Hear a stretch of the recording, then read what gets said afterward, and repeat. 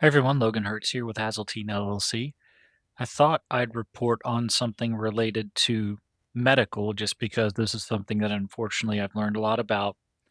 I still don't consider myself any kind of an expert on the medical system. Who is? Who could ever figure that thing out? But I've had a lot of health challenges which continue to this day. Maybe I'll do another health update, but continues to be very challenging.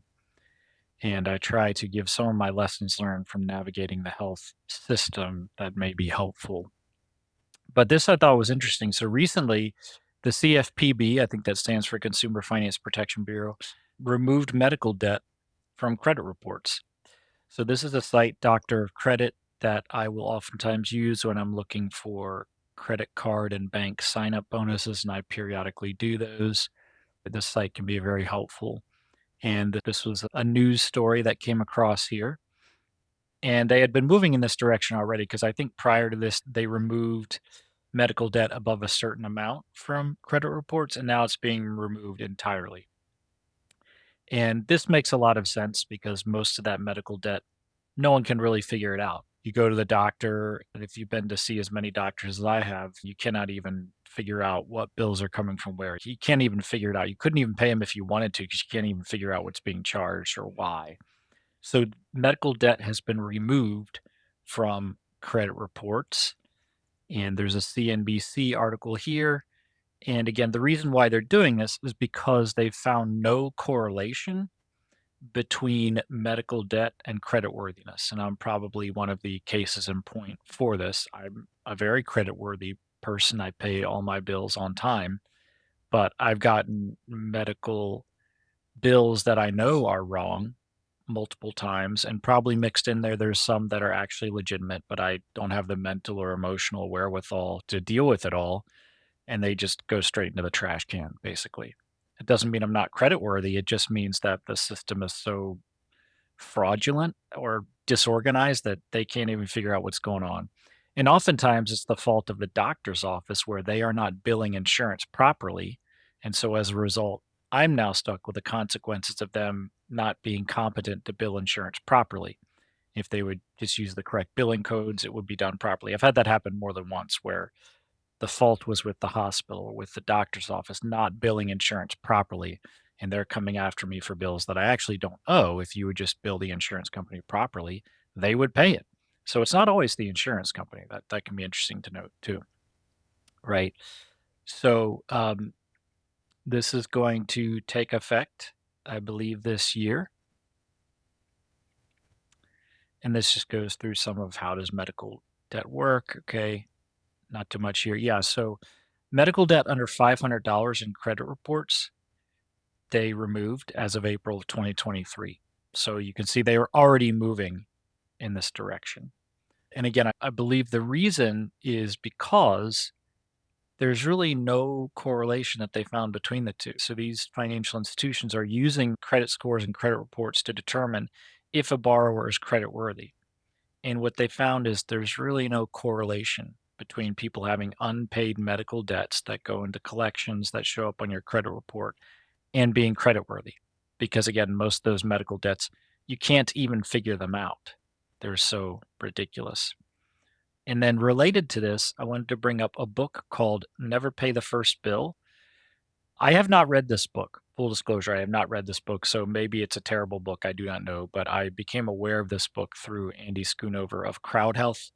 CrowdHealth is a health sharing crowdfunding platform that I participate in, and I include my link below in the description of the video if you want to check it out. But this was one of the things they included in their monthly newsletter was this particular book on helping you to negotiate with the healthcare system. You actually have a lot more leverage than you might think because most of these bills, I don't think they ever really collect on. They write it off as a loss and it goes to collections. So you actually have more negotiating power than you might think. Another thing that a lot of people don't think about is what about having a good insurance agent? This is where having a good insurance agent can help you. So when most people are fighting with insurance or trying to get their debts paid or negotiating things, they're not working with their health insurance agent.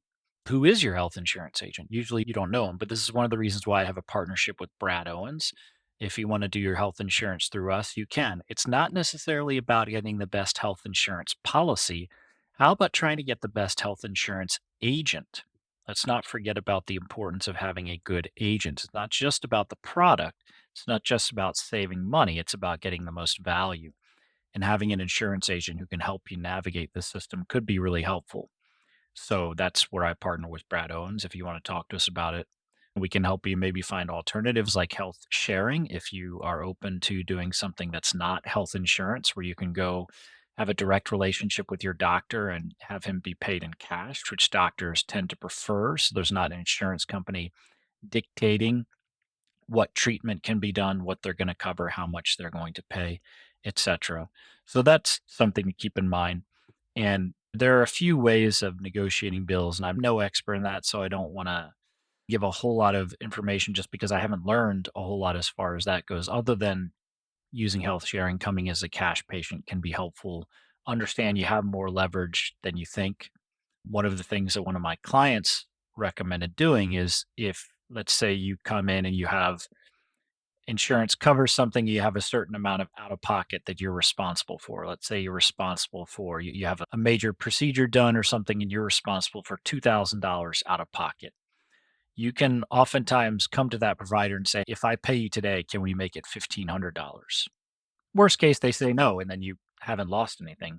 But usually they're going to say yes, because oftentimes a lot of those out of pocket expenses that insurance isn't directly paying for, they don't collect on. So the benefit to you is you pay $1,500, but from the perspective of your health insurance policy, you used up $2,000 worth of your deductible, right? So there's actually a dual benefit to you. It's not just the savings of $500 out of pocket, it's the fact that you're actually using up more of your deductible than you actually spent out of pocket. So that's just one little nugget that I have to thank a client of mine for. I didn't come up with that myself, but I thought this was an interesting news item to share. And I'm sure there are people out there who have plenty of stories of trying to navigate the medical system the way that I have. There's navigating your own health challenges, which by itself can be pretty devastating. And then there's navigating the health system, which is a whole nother challenge that I think very few people are prepared for. But I hope this was helpful. We'll talk soon. Bye bye.